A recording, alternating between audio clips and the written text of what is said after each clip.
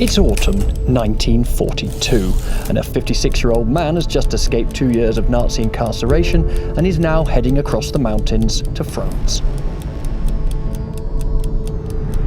In his satchel, he carries a top-secret dossier detailing the dire state of Germany's economy, and in his head, he carries the evidence of her complicity in one of the worst crimes in human history. But he's also just hoodwinked one of the most powerful leaders in Hitler's Reich, and so there is a staggering price on his head. But he must not be caught. For more than the news he carries, it is in his very person that shell-shocked Europeans will one day find a bridge from which to escape the inevitability of a Third World War. The unlikely and unsung hero who saved Europe is Robert Schuman, and this is his story.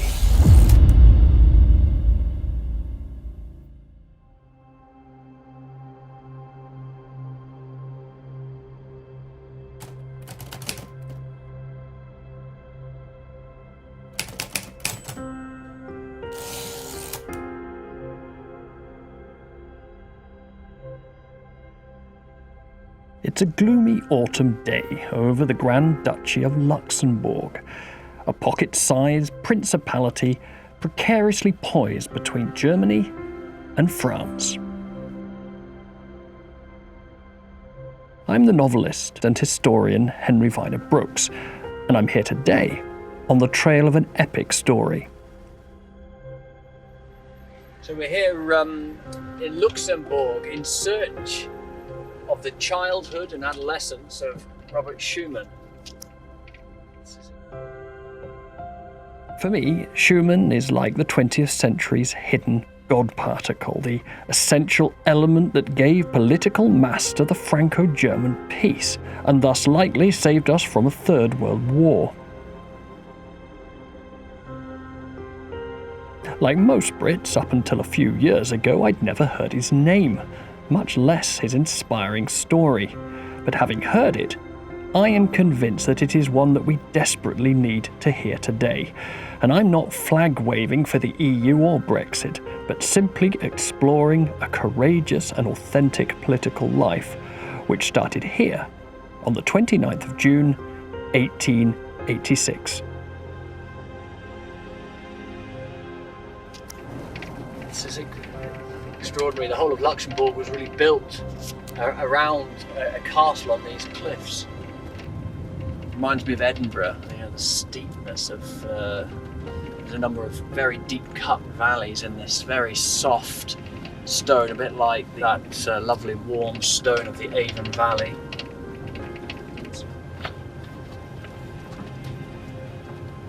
This is very like the Avon, isn't it? Heading to the district of Clausen, where Schuman grew up.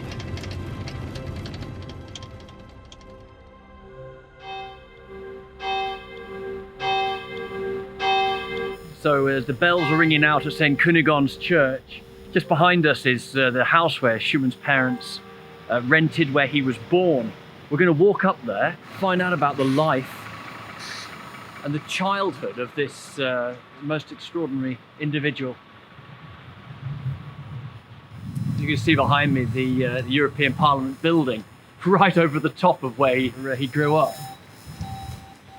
What's interesting is there was a Renaissance chateau up there, built in the latter half of the 16th century by the governor, Peter von Mansfeld, but that fell into disrepair almost just after his own lifetime. Great landscape garden, so Schuman must have played in the ruins of that chateau. This idea of building on the past is heavily in his psyche. It's amazing to think there's a Prussian cemetery here, a German cemetery.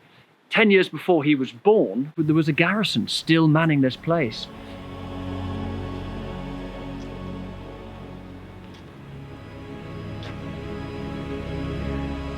And it is precisely these four physical symbols on the 4 points of the compass immediately surrounding his childhood home that help us decipher the enigma that is Robert Schuman.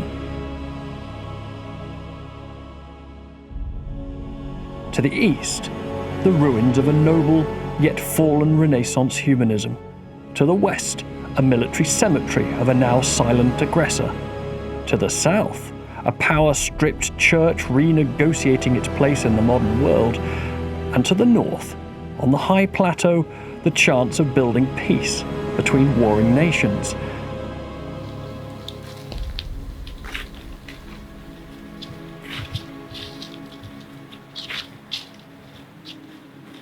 What a memory. You see, there was a garrison here for about 10 years before Schumann's birth. And here is the cemetery of the soldiers. And just beyond its boundary is the house where Schuman grew up.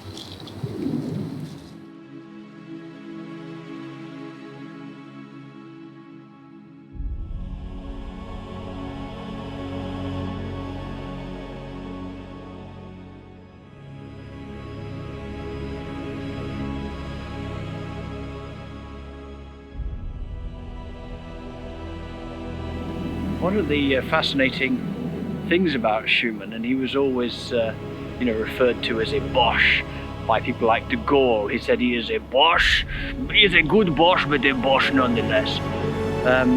Is that Schumann, you would have thought, would be more prejudiced than most against German culture.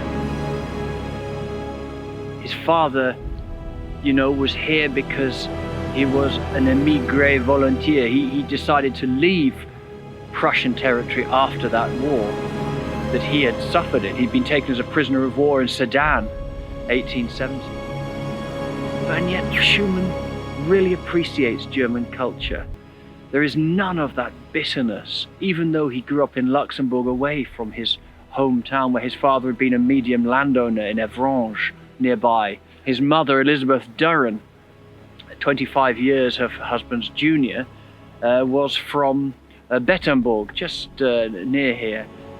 And when he went to school just below here, he spoke a mixture of German and French.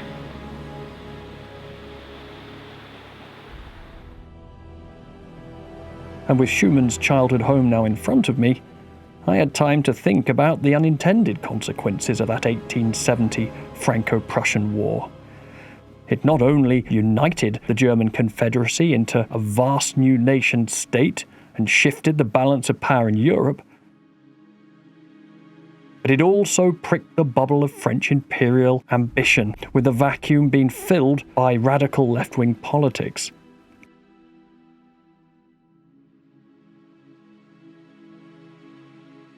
Well, I'm just walking. Behind me is the hill. The European Parliament is behind here. This tower behind me is called the Malakoff Tower, and it is a remnant of the Prussian War. And you cannot go far in this area without the remembrance of the Prussian occupation. There was a resurgent Germany, growing, rearming all the way through Schumann's childhood, and it was looming like the ideas and the philosophies that had broken loose after the Enlightenment. And this leafy suburb, even here, the Malakoff Tower, stark reminder of dark times. This here is the garden that Schumann will have remembered as a child.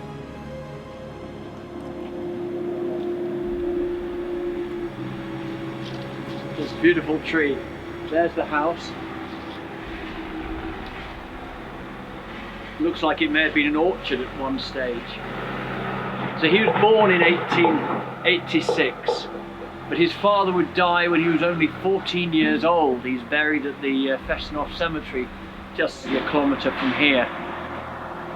What a hole to have left in a 14-year-old boy. What a hole indeed. A man doesn't have to be a saint to be indispensable to his teenage son. I sought out the nearby Fessenhof Cemetery that very afternoon and asked an obliging gravedigger to help me find the grave. I thought everyone would remember, but even with his help it proved difficult to find.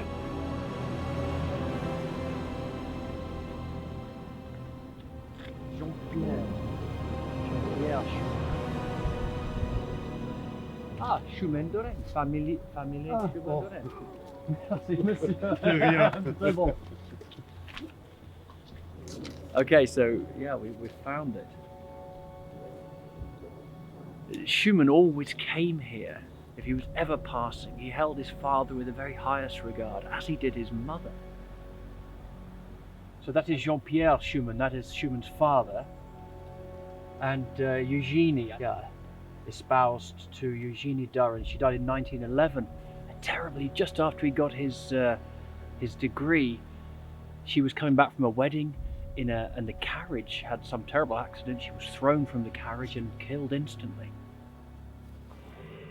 You can see that just over here, they're lowering a coffin into a grave. I'm trying now to imagine a 14-year-old boy here when his father is lowered into the grave.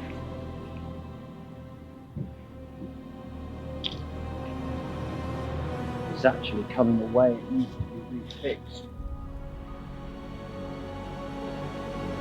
I could do something for Schumann, I could just tighten that up. That's better.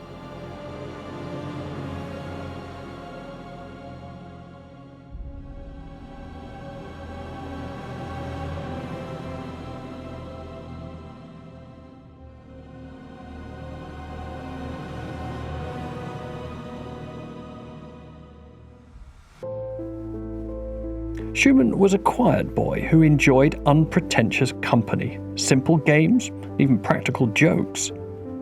But even from his early teens, his teachers marked him out as a prodigious scholar with an encyclopedic memory. He attended the Athenaeum next to the Notre Dame Cathedral, and at 16, he went to the prestigious Lycée Impérial, 70 kilometers south, in Metz. And that's where we pick up his story.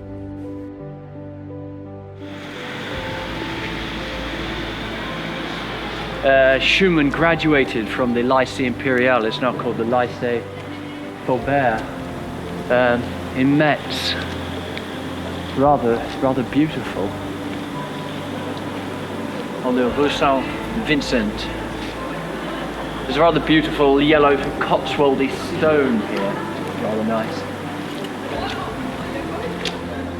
Yeah, so Schumann graduated from here, baccalaureate, in 1904. A lean boy, only child of his mother. And she was very keen over his education, but he has grave doubts about what to do with his future. Eventually, the decision was made between him and his mother, and from the age of 18 to 24, that is, between 1904 and 1910, Schumann read law at the universities of Berlin, Munich, Bonn, and Strasbourg. He moved between them like an intellectual bee among choice flowers, bilingual and increasingly fluent also in issues relating to law, economics, political philosophy, theology, and statistics, all of which were supplemented by the books his mother sent him, and all indispensable for the man that Europe would need him to be in 30 years' time. But this belle epoque for Schumann would be shattered a year after his degree by the tragedy that almost sent his life in a very different direction. You can see the young students out here. Was he different from them? He had grave wrestlings about his career, particularly when his mother died. The blow of a second parental death, leaving him in essence an orphan, really caused great soul searching. A friend writes to him at that time, and he says, because Schumann is thinking about becoming a monk and retiring to a monastery, he says, in our society, the apostolate of the laity, what he means is apostle means a sent one to the laity. The apostolate of the laity is an urgent necessity. I cannot imagine a better apostle than you. You will remain a layman because you will succeed better in doing good, which is your unique preoccupation. It is my serious conviction that the saints of the future will be saints in suits, des saints en veston. And If you want an exemplar of that, then the world gives us, or France gives us, Robert Schuman. One day he would ride through these streets in an open-top car with Winston Churchill. He would become one of the most respected politicians of his era. But that, of course, was as unthinkable back then as it would be to any of these students around me in Metz today.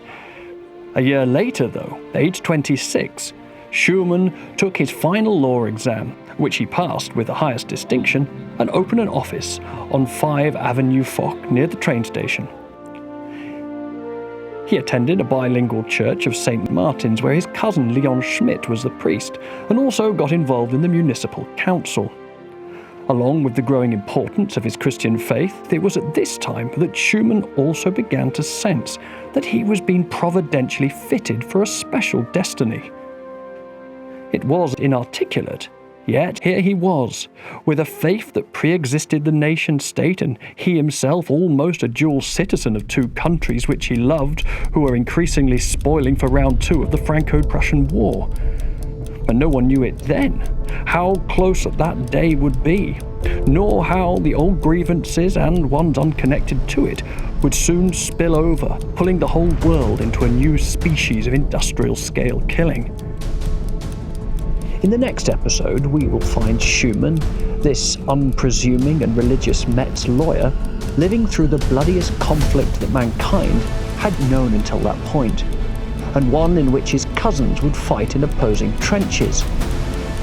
World War I would leave an infected and festering wound across the continent, making it all the more necessary for the bordermen from Alsace and Lorraine, these hommes des frontières, to add their voice to the political discourse as the guns fell silent.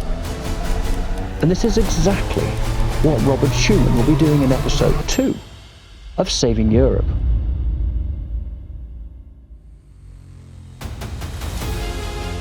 If you enjoyed this episode, then please show your appreciation with a comment and perhaps even subscribing to the channel.